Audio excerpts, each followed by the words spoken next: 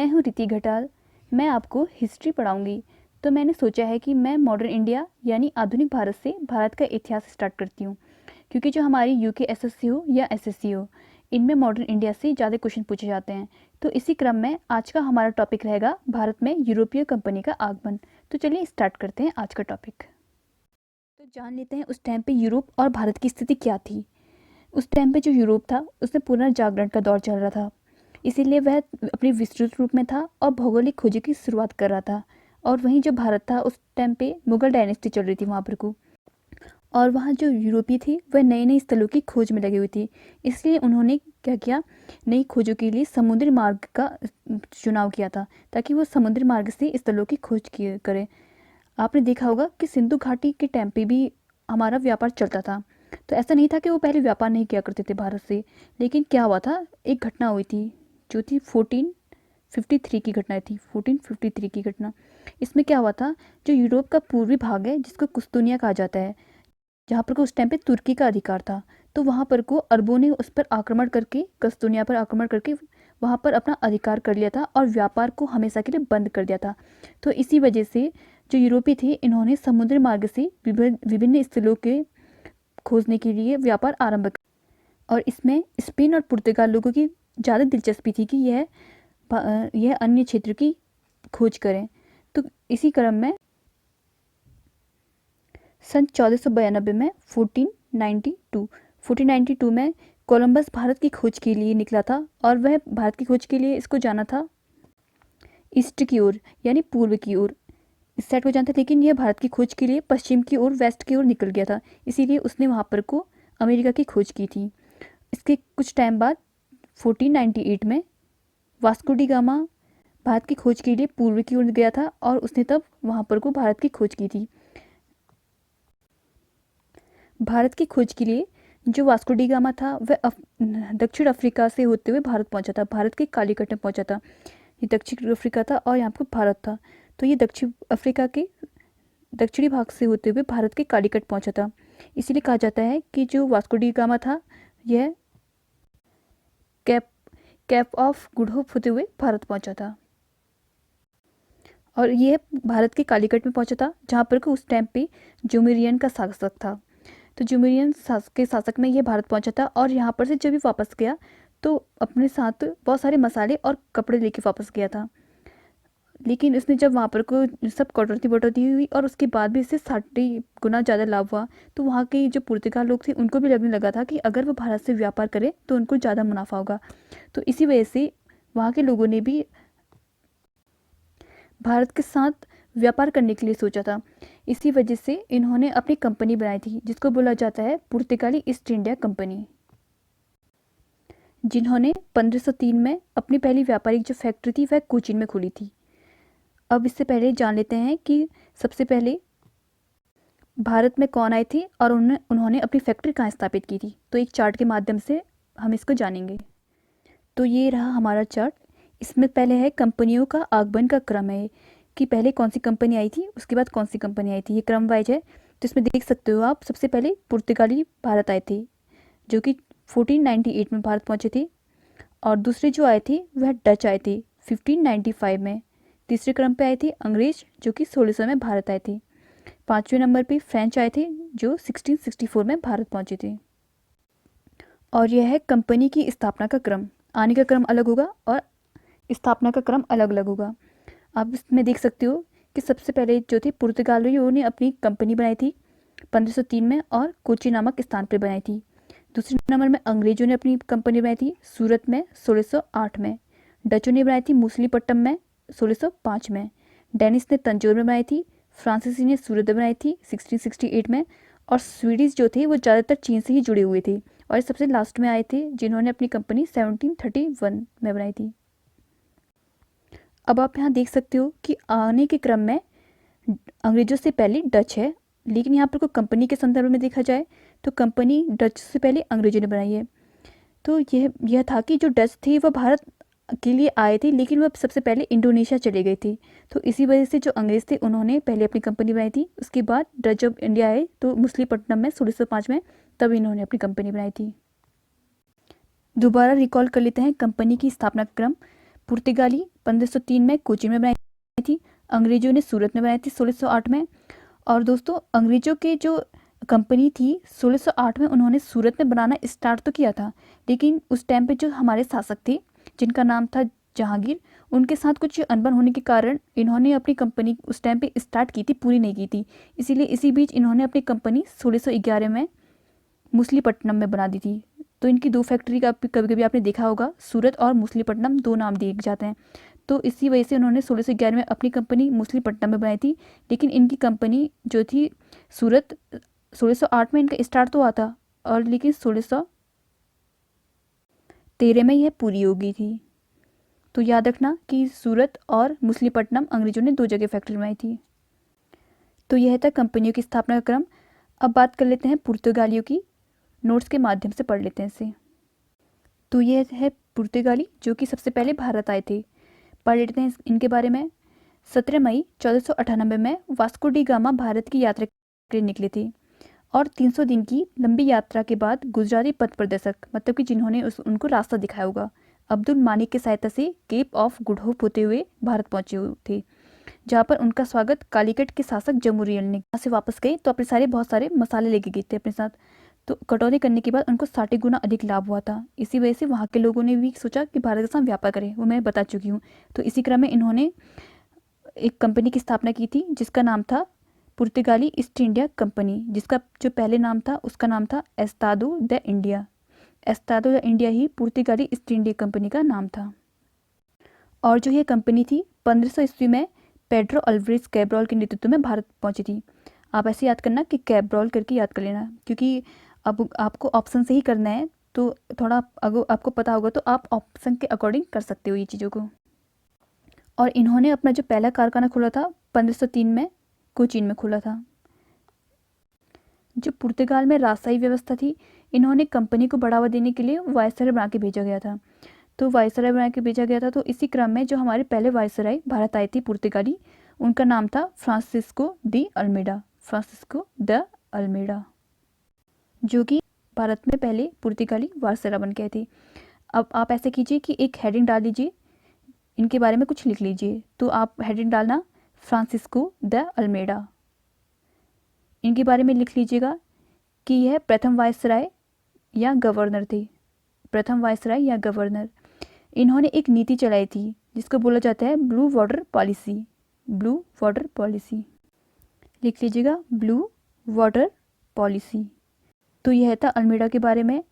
और जो दूसरे पुर्तगाली वायसराय भारत पहुंचे थे उनका नाम था अल्फांसो द अल्बुकर्क, जो कि 1509 में भारत आए थे। और इनके बारे में भी लिख लीजिएगा हेडिंग बनाकर अल्फांसो द अल्बुकर्क करके। इसमें लिखिएगा कि इन्होंने गोवा को जीता था।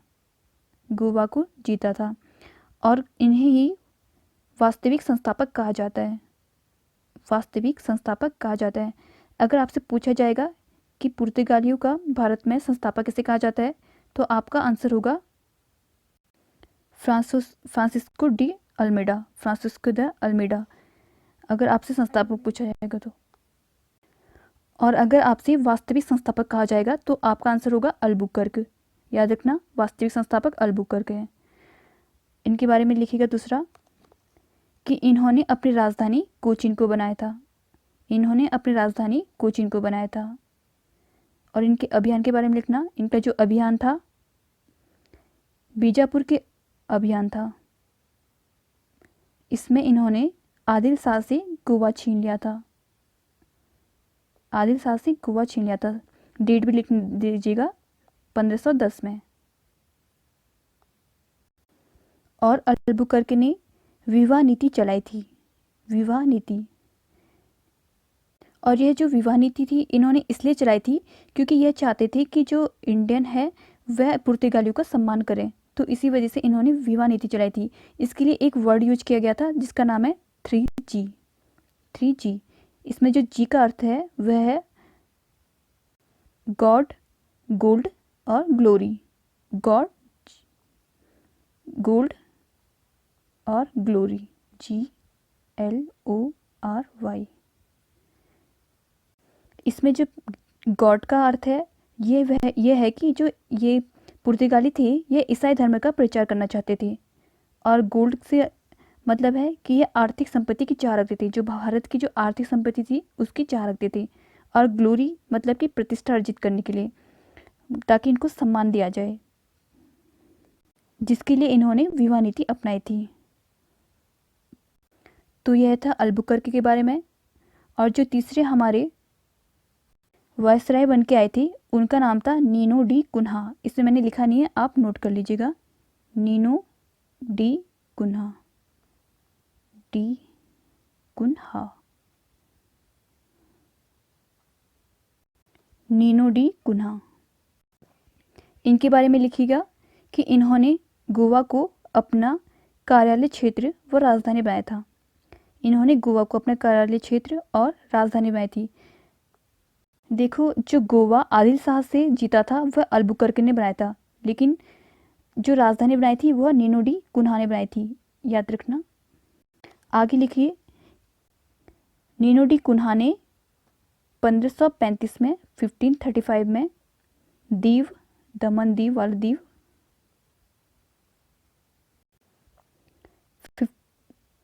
1559 में दमन को पुर्तगाल में मिलाया था। दोबारा सुन लीजिए, 1535 में दीव को, 1559 में दमन को पुर्तगाल में मिलाया था। तो इतने पॉइंट है पुर्तगाली वायसराय के बारे में जो कि हमारे एग्जाम के लिए इम्पोर्टेंट थे। अब आगे बात कर लेते हैं, नोट्स में देखिएगा। 1509 में अल्फांसो द अल्बुकर्क पुर्तगाली वायसराय नियुक्त हुआ था, जो कि सेकंड नंबर में था, ये बता चुकी हूँ। 1510 में बीजापुर के यूसुफ आदिल शाह से गोवा छीन लिया था, ये भी बता चुकी हूँ, आप इसमें डेट नोट कर लीजिएगा, जो कि 1530 में पुर्तगाली साम्राज्य की राजधानी बनी थी और इसे अपनी राजधानी बनाया था नीनो दी कुन्हा ने, ये डेट भी आप नोट कर लीजिएगा। दक्षिण पूर्वी तट पर यानी साउथ ईस्ट तट पर पुर्तगालियों की जो एकमात्र बस्ती थी वह सन थोमे थी। क्या थी? सन थोमे। अब जान लेते हैं कि पुर्तगालियों का भारत पे क्या प्रभाव पड़ा था। तो देख लो कि पहली प्रिंटिंग प्रेस 1556 में पुर्तगालियों द्वारा गोवा पर लगाई गई थी। कब लगाई गई थी? 1556 में गोवा में। और सबसे पहले यहाँ इससे एक आयुर्वेदिक ग्रंथ की स्थापना प्रकाशित हुआ था, आयुर्वेदिक ग्रंथ जो 1563 में प्रकाशित हुआ। गौथिक स्थापत्य कला की शुरुआत की थी इन्हें। पुर्तगालियों की एक स्थापत्य कला थी जिसका नाम था गौथिक स्थापत्य कला, जिसकी शुरुआत इन्होंने की थी। और भारत में जहाज निर्माण, तंबाकू और आलू की खेती पुर्तगालियों ने ही स्टार्ट की थी। जो आलू है, तंबाकू की खेती है और जहाज निर्माण, यह पद्धति जो भी है ये पुर्तगालियों की ही देन है भारत में।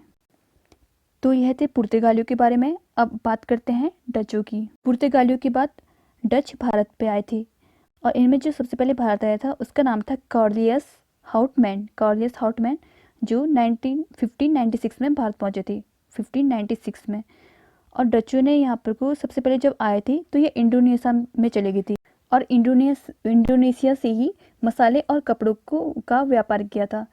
और एक बात याद रखना कि जो डच थे उन्होंने ज़्यादा मान्यता जो थी, प्राथमिकता दी थी, प्रियोरिटी, तो वो सबसे पहले कपड़ों को दी थी मसालों के बजाय। और डचों और ब्रिटेन के बीच में एक युद्ध हुआ था जिसे बोला जाता है बेदरा या बेदरा का युद्ध, जो 1759 में हुआ था, 1759 में। इसमें जो ब्रिटेन थे उनकी जीत हुई थी और डचों की हार हुई थी। तो अब नोट्स के माध्यम से जान लेते हैं। पुर्तगालियों के बाद डच लोग आए थे। पहला डच यात्री कॉर्नेलियन हाउटमैन थे जो कि 1596 में भारत के पूर्वी सुमात्रा में पहुंचे थे। 1602 में हॉलैंड की संसद के द्वारा डच ईस्ट इंडिया कंपनी की स्थापना की गई थी। हॉलैंड की संसद के द्वारा कब की थी? 1602 में। 1605 में मछलीपट्टनम में पहली व्यापारिक कोठी स्थापित की थी और इनकी जो दूसरी व्यापारिक कोठी थी उन्होंने पुलिकट में बनाई थी। याद रखना, पहली व्यापारिक कोठी जो उनकी थी, जो फैक्ट्री थी, वह बनाई थी मछलीपट्टनम में, और सेकंड थी जो वो पुलिकट में बनाई थी।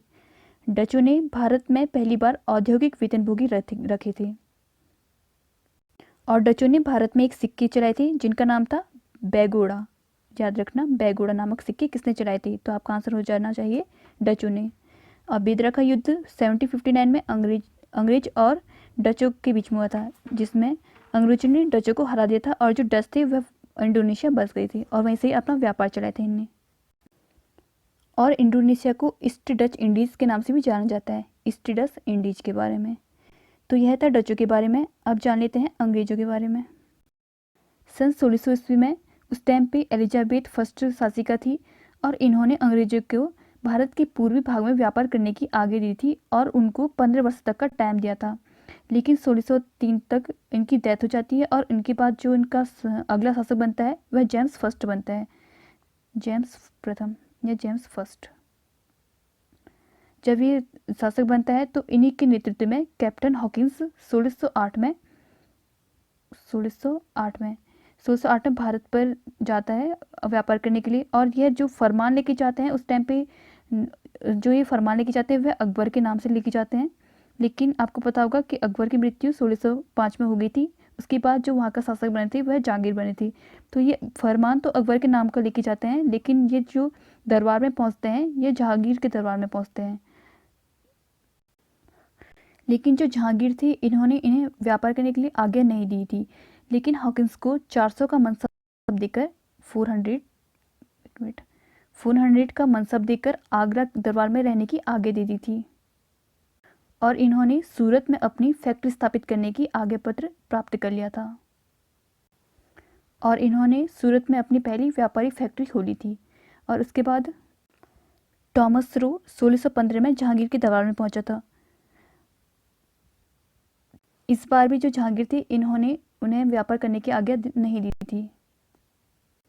लेकिन उसके बाद भारत के इतिहास की दो ऐसी घटनाएं जहां से अंग्रेजों को व्यापार करने की छूट मिल गई थी, जिसमें जो पहला था वह था 1632 में। 1632 में गोलकुंडा के शासक थे जिन्होंने अंग्रेजों को फ्री व्यापार करने का मौका दे दिया था, जिसको सुनहरा फरमान भी कहा जाता है। और दूसरी घटना थी 1717 ईस्वी में फर्रुखसियार के टाइम पे। फर्रुखसियार ने अंग्रेजों को 300 रुपये वार्षिक कर लेकर बंगाल क्षेत्र में मुक्त व्यापार करने की आज्ञा दे दी थी और 10,000 वार्षिक कर के बदले सूरत क्षेत्र में अंग्रेजों को व्यापार करने की छूट दे दी थी। और जो अंग्रेजों के द्वारा बनाए गए सिक्के थे उसे पूरे भारत में चलाने की परमिशन दे दी थी। और जो फर्रुखसियार ने इनको छूट दी थी उसी को मैग्ना कार्टा कहा जाता है। मैग्ना कार्टा मतलब होता है अधिकार पत्र। आपसे पूछ लिया जाएगा कि कौन सा आदेश को अंग्रेजों के लिए मैग्ना कार्टा कहा जाता है, तो वो होगा फर्रुखसियार के आदेश को।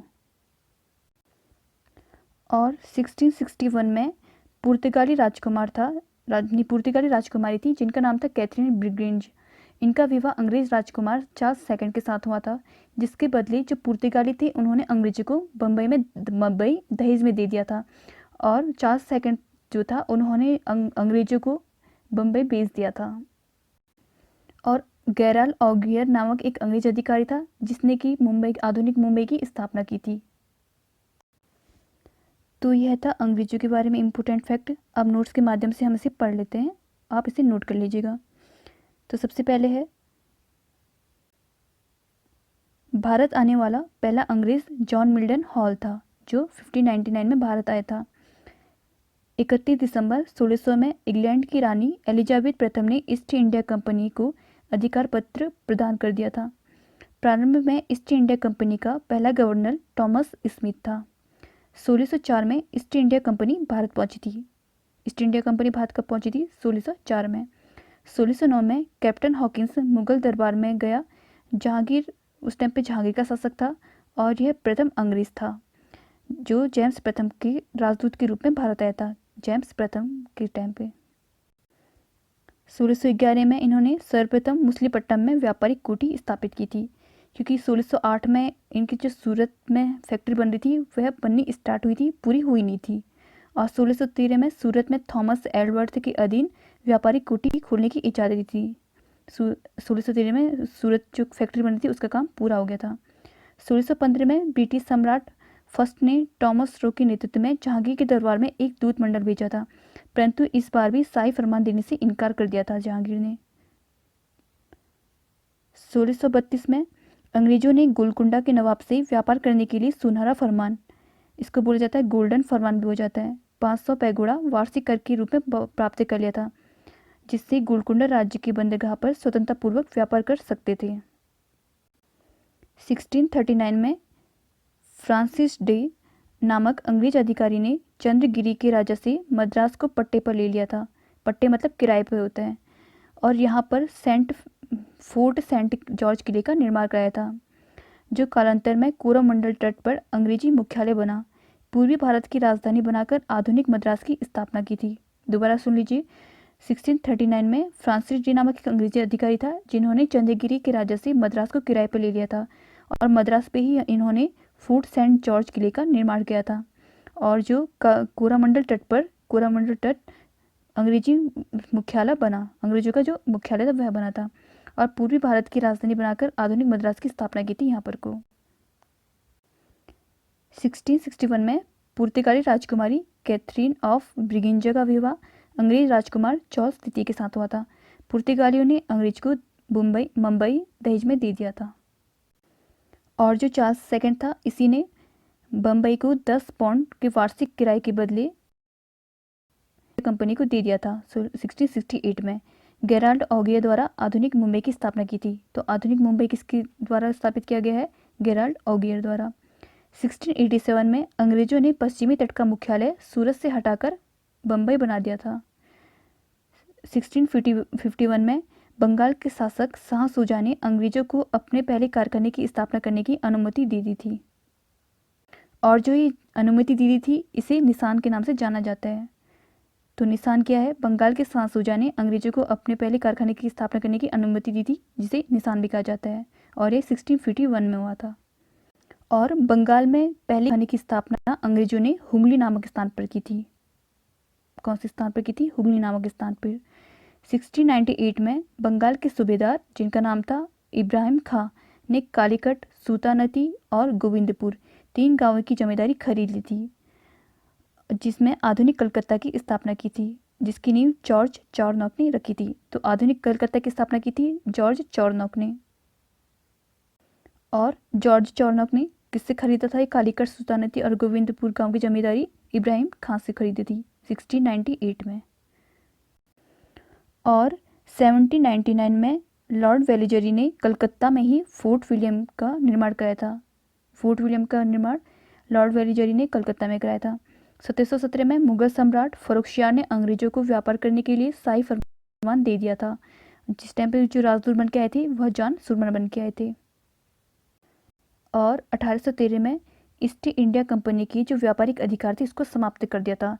केवल चाय और चीनी तक ही वह व्यापार कर सकते थे, बाकी सब में उनका जो एक अधिकार था वह समाप्त कर दिया गया था 1813 में। 1833 में ईस्ट इंडिया कंपनी की व्यापारिक एकाधिकार पूर्णतः समाप्त कर दिए थे। कब कर दिए थे पूर्णतः समाप्त? 1833 में। 1858 में ईस्ट इंडिया कंपनी का भारत से में जो शासक था वह समाप्त कर दिया था। अब जो भारत का शासक है वह सीधे ब्रिटिश ताज से किया जाना शुरू कर दिया था, क्योंकि जो 1857 की क्रांति हुई थी इसके बाद ईस्ट इंडिया कंपनी की भारत में बहुत ज़्यादा आलोचना हुई थी, बहुत ज़्यादा बुराई की गई थी। इसीलिए ब्रिटिश महारानी थी जो विक्टोरिया, इन्होंने 58 में ईस्ट इंडिया कंपनी का भारत में शासन समाप्त कर दिया था, और भारत का शासन सीधे ब्रिटिश ताज से किया जाना शुरू कर दिया था। तो यह था अंग्रेज और ब्रिटिश ईस्ट इंडिया कंपनी के बारे में। अब जान लेते हैं फ्रांसीसियों के बारे में। जो फ्रांसीसी थे यह अंतिम यूरोपी थे। वैसे जो अंतिम थे वह स्वीडिश थे, लेकिन जो स्वीडिश थे वह चीन से ज़्यादा जुड़े हुए थे, तो फ्रांसीसी को ही मानते हैं। और पुर्तगाली सबसे फर्स्ट में आए थे और गए थे सबसे लास्ट में। 1961 के आसपास ये लोग चले गए थे। उस टाइम पे फ्रांसीसियों के जो शासक थे वह लुई 14वां थे। उस टाइम पे लुई 14वां का शासक चल रहा था, लुई 14।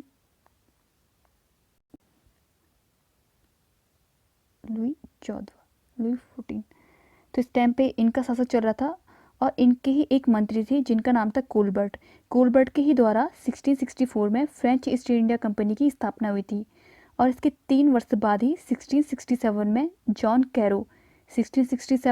कैरो के नेतृत्व में फ्रेंच ईस्ट इंडिया कंपनी भारत आई थी। और इन्होंने 1668 में अपना जो कारखाना था, फैक्ट्री, वह सबसे पहले सूरत में खोली थी।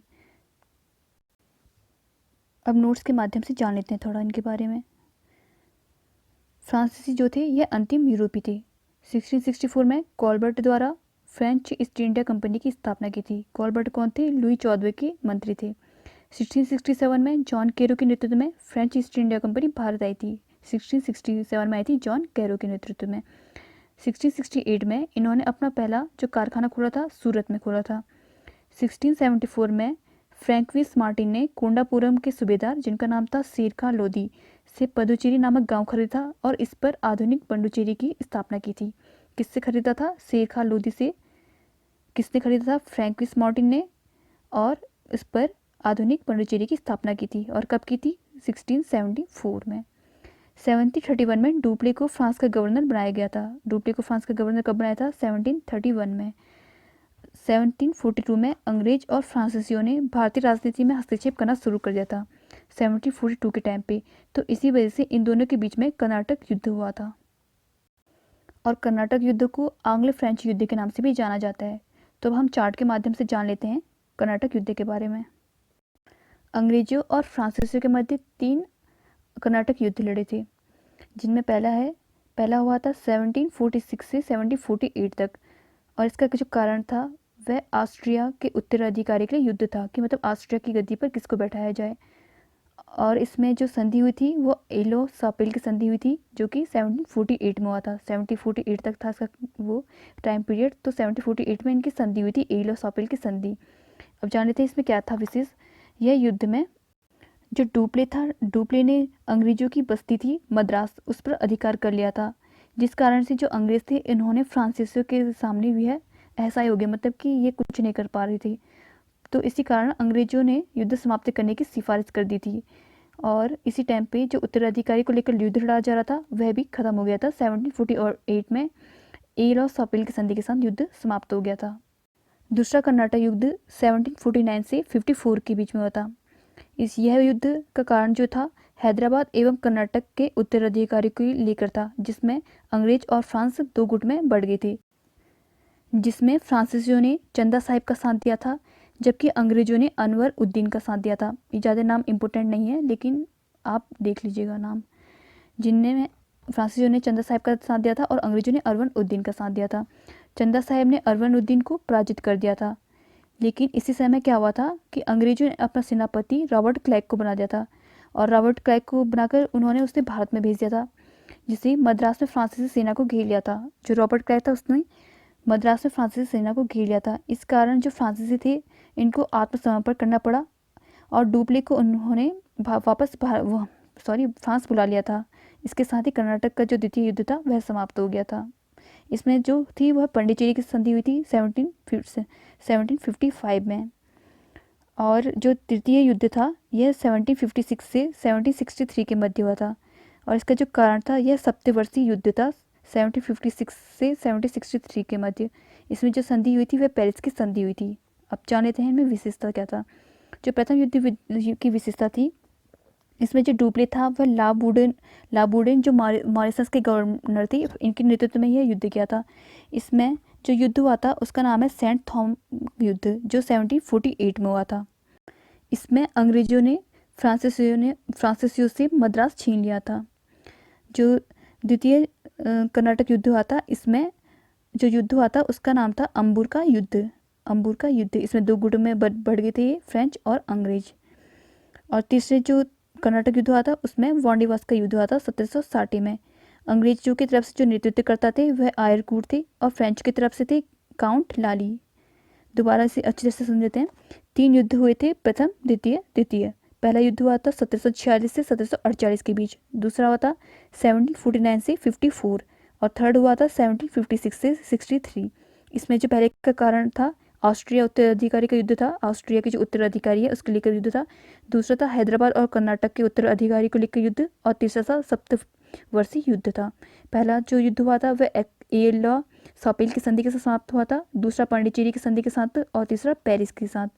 आप ऐसे भी याद कर सकते हो APP, मतलब कि एलो सापेल, पांडिचेरी और पेरिस। और जो प्रथम युद्ध की विशेषता थी, इसमें जो युद्ध हुआ था उसका नाम था सेंट थॉम युद्ध। और दूसरे में जो युद्ध हुआ था वो हुआ था अंबुर का युद्ध। और तीसरे में जो युद्ध हुआ था वांडीवास का युद्ध। सेंट थॉम युद्ध पहले में, दूसरे में अंबुर का युद्ध, तीसरे में वांडीवास का युद्ध। तो यह था हमारा कर्नाटक युद्ध। अब आगे नोट्स में देख लेते हैं। कर्नाटक युद्ध, प्रथम कर्नाटक युद्ध 1746 से 48 के बीच में हुआ था। इसमें बर्नेक ने फ्रांसीसी जहाजी बेड़े पर अधिकार कर लिया था। डुप्ले ने अंग्रेजों की बस्ती मद्रास पर अधिकार कर लिया था।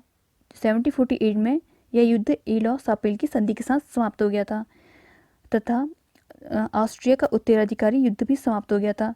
इसी के तहत प्रथम कर्नाटक युद्ध भी समाप्त हो गया। द्वितीय कर्नाटक युद्ध 1749 से 1754 के बीच हुआ था। इसमें डुप्ले की हार हो गई थी। डुप्ले की हार के बाद जो गोडेहू थे उसको अगला फ्रांसीसी गवर्नर बनाया था। किसको बनाया था? गोडेहू को। इसमें पांडिचेरी की संधि हुई थी। जनवरी 1755 को ये युद्ध समाप्त हो गया था। तीसरे कर्नाटक युद्ध 1757 से 63 तक चला था, जिसे वांडीवास का युद्ध भी कहा जाता है। 1760 का जो वांडीवास का युद्ध था, इसमें अंग्रेजी सेना ने आयरकुट के नेतृत्व में वांडीवास की लड़ाई में फ्रांसीसी को बुरी तरह से हरा दिया था। 1761 में अंग्रेजों ने पांडिचेरी को फ्रांसीसी से छीन लिया था। 1761 में छीन लिया था। 1763 में हुई पेरिस की संधि द्वारा अंग्रेजों ने चंद्रनगर को छोड़कर शेष अन्य प्रदेशों को लौटा दिया था। जो अंग्रेजों और फ्रांसीसियों के बीच में संधि हुई थी, पेरिस की संधि, उसमें अंग्रेजों ने चंद्रनगर को छोड़कर शेष अन्य प्रदेश फ्रांसीसियों को लौटा दिया था, जो 1749 तक फ्रांसीसियों के कब्जे में ही थे। तो फ्रेंड्स, आज की वीडियो में हमने पढ़ा यूरोपियों का भारत में आगमन। इसमें जो एग्ज़ाम के लिए इम्पोर्टेंट क्वेश्चन बन सकते थे, हमने उसकी बात की आज। तो आई होप कि आपको ये वीडियो पसंद आई होगी। नेक्स्ट वीडियो में हम किसी दूसरी टॉपिक की बात करेंगे। तब तक के लिए टेक केयर, अपना ख्याल रखिएगा।